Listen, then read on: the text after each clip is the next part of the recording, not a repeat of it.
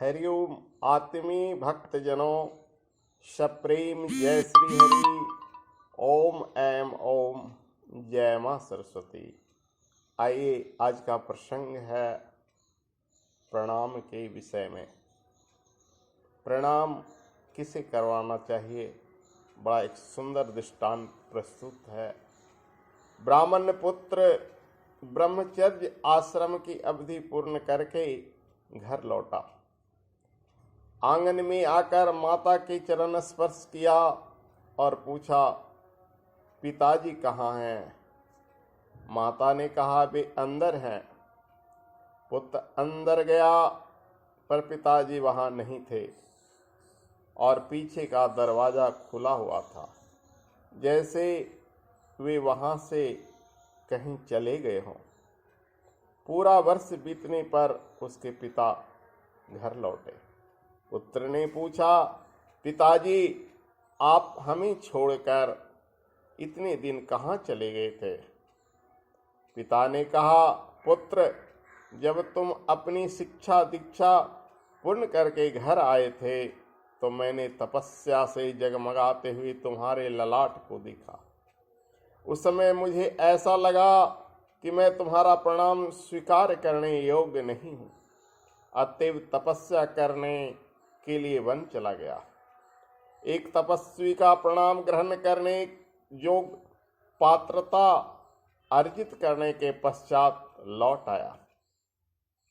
जब तुम सहर्ष मेरे अब तुम जो हो सहर्ष मेरे यानी खुशी से मेरे चरण छूकर मुझसे आशीर्वाद ले सकते हो। वस्तुतः प्रणाम लेने का अधिकार उसे है जो प्रणाम करने वाले से अधिक योग्य है। इसीलिए तो कहा गया है, कभी भी किसी मांसाहारी ब्राह्मण को प्रणाम मत करो, कभी भी किसी वेद निंदक ब्राह्मण को प्रणाम न करो। जो वेद पाठी ब्राह्मण न हो वो ब्राह्मणत्व नहीं, उसे प्रणाम मत करो। शास्त्रों में कहा गया, कभी भी शराबी को प्रणाम मत करो, कभी भी जुआरी को प्रणाम मत करो, कभी भी वेश्यागामी को प्रणाम मत करो। प्रणाम उसी को करो जो प्रणाम के योग्य है, और प्रणाम उसी को स्वीकार करना चाहिए जो प्रणाम के योग्य है। क्योंकि अभिवादन का महत्व बहुत बड़ा बताया गया है। कहा गया है, अभिवादन शीलस्य नित्यम वृद्धो अपि सेवना चत्वारि तस्वर्धन्ते आयुर्विद्यावशवलम। अभिवादन करने से आयु विद्या और यश और बल, ये चार चीजें की प्राप्ति होती है। तो इसे चार चीज देने वाले को सर्वश्रेष्ठ और योग्य होना चाहिए। प्रातः काल उठ के रघुनाथा, मात पिता गुरु नावहि माता। भगवान श्री राम अपने माता पिता गुरु को प्रणाम करते थे और उनके माता पिता गुरु ही उस योग के थे।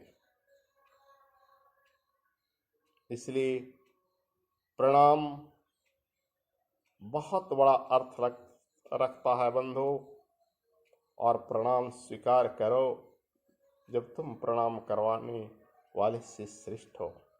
वरना इस दोष से बचना चाहते हो तो राधे राधे, सीताराम, जय श्री राम आदि भगवान नामों का संबोधन करो। हरिओम, जय श्री हरि, हरिओम तत्सत। ओम।